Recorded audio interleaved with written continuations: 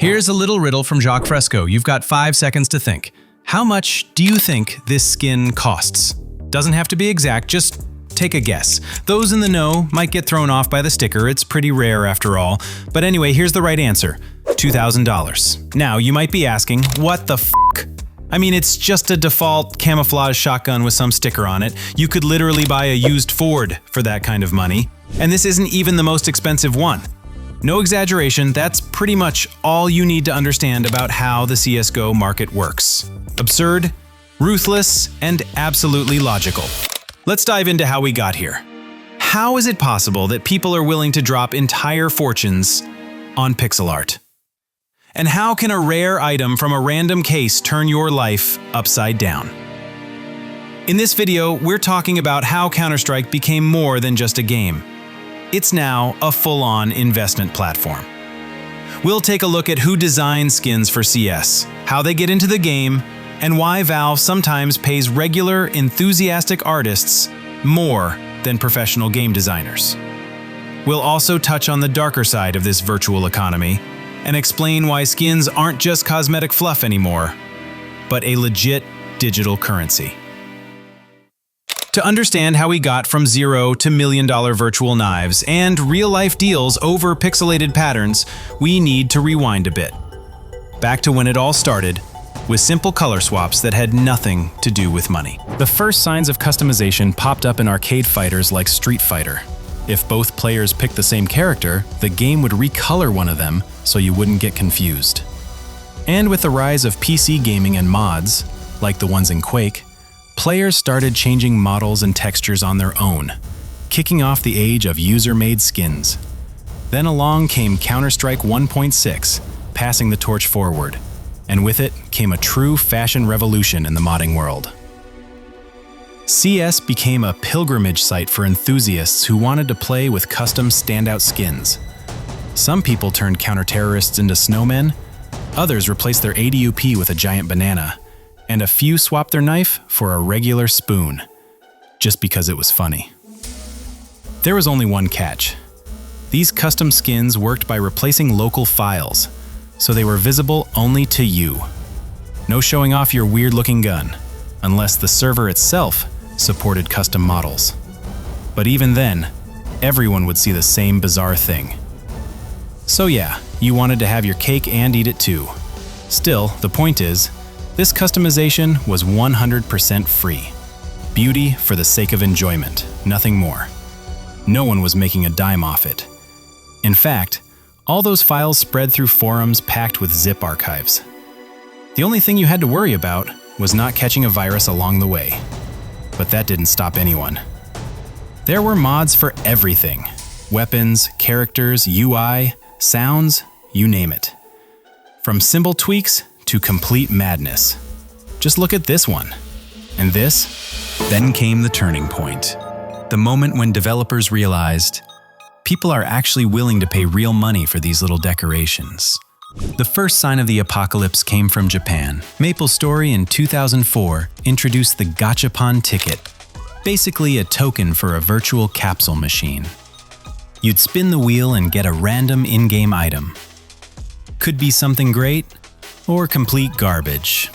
A classic loot box mechanic before the word loot box even existed. The devs took a cue from real-life Gachapon machines that you'll find on every street corner in Japan. But hey, let's not get too sidetracked. This isn't a deep dive into the history of loot boxes. The point is, while Asian developers were sprinting light years ahead, Western studios were still just scratching their heads, trying to figure out how to monetize in-game cosmetics. The first one to bring that plague to the block, or rather to the West, was none other than Todd Howard. You could say he rode it in on a horse. Then Valve picked up the baton, handing out silly hats in Team Fortress 2. Gamers instantly started trading hats outside the game. And Valve, being Valve, said, well, why not make a business out of this? Enter the Steam Marketplace in 2012. And just like that, it clicked. First came the hats, then came the loot boxes and the keys.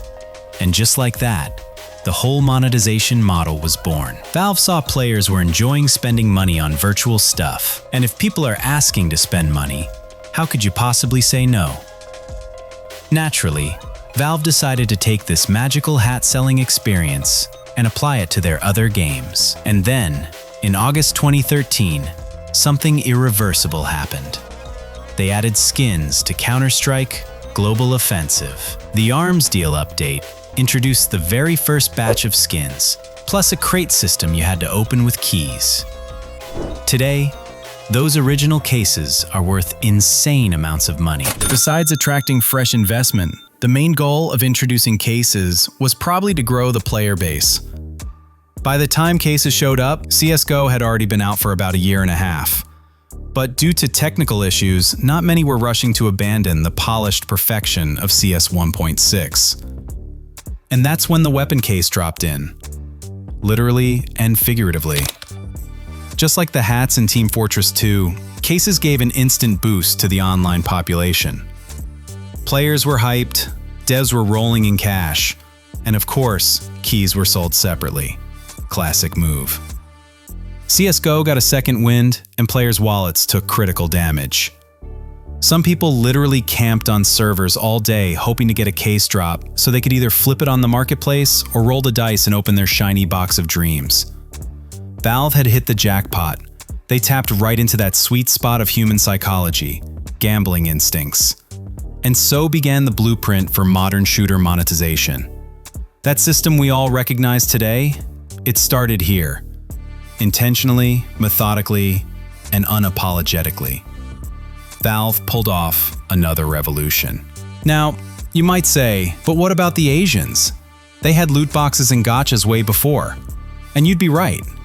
Eastern game designers were indeed the first to implement these mechanics. But here's the thing. When it comes to this game, reach beats speed. Valve's success came from simplicity. The clean design, intuitive interface, and the global appeal made CSGO far more accessible than the complex, often niche-heavy titles coming out of Asia back then. Fast forward to today, there are now over 40 cases in the game. The most expensive skins sell for millions, and the total market capitalization of this skin economy? Roughly $5 billion. So what's so special about these fancy paint jobs that we're throwing around numbers like it's Wall Street? Let's break it down. At first glance, CSGO skins are just pretty pictures slapped onto guns. They don't boost your damage, they don't make you shoot straighter, they don't tweak gameplay in any way. They're purely cosmetic. But in reality, it's way more layered. Each skin has a set of attributes that affect its price. The most important one? Rarity. The rarer the skin, the higher the value. Just like in real life. And rarity is determined by Valve themselves, based on how often a skin drops from a case. Valve divided skins into several tiers. The lowest and cheapest, consumer grade, aka trash loot. Then industrial, mil-spec, restricted, and classified. The top of the food chain? Covert weapons, plus the ultra-rare knives and gloves. There's also a mysterious elite tier called contraband.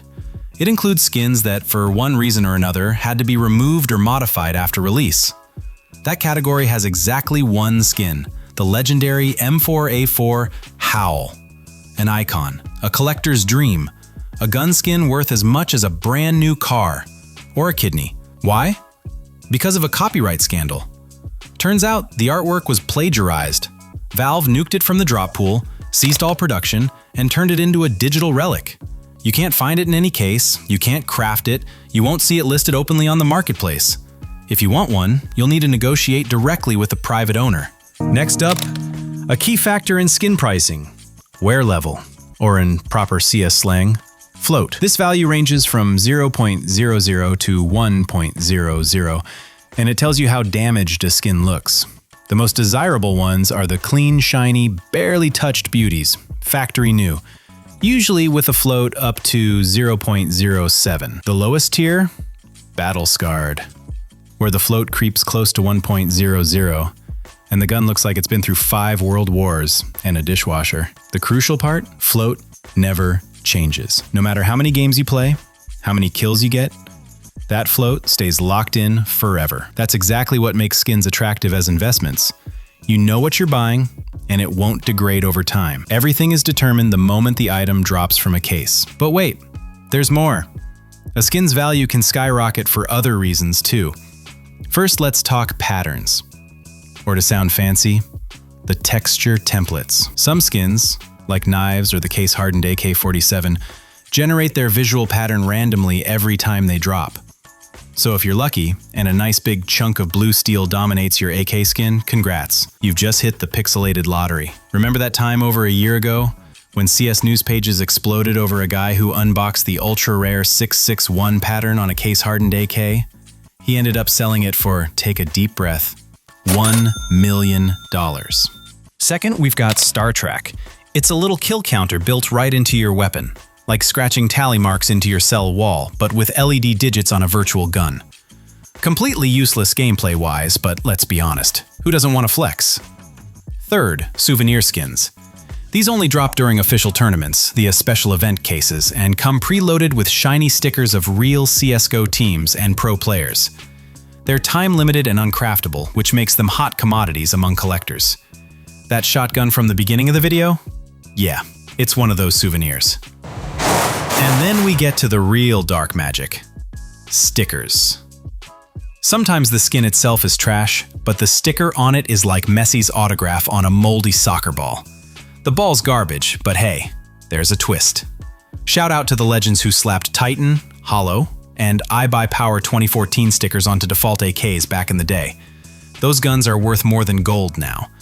Buying, selling, analyzing patterns, float checking, trading on margins. This is the economy of Counter-Strike. And I don't mean in-game economy. I mean a real, living, breathing, digital ecosystem built on actual market principles. It's all laughably simple, and that's what makes it genius.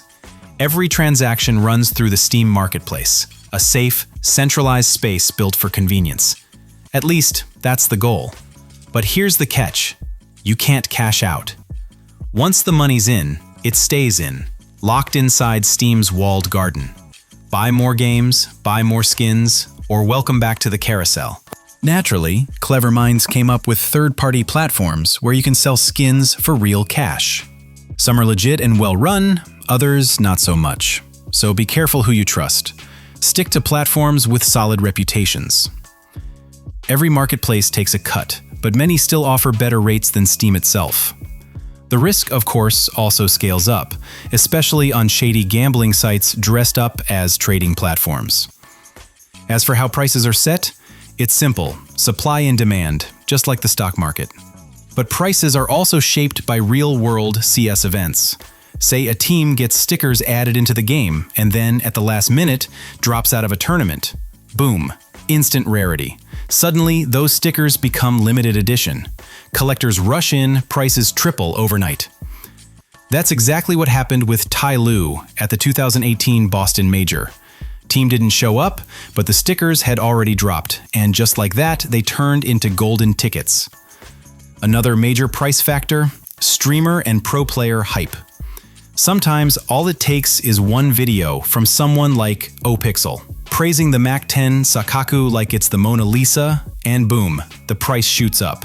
Or Simple drops a casual line saying M4A4 Boreal Forest is the best skin in the game, and suddenly that 11 rubble junkyard gun is trading for thousands. Okay, I'm exaggerating, but you get the idea.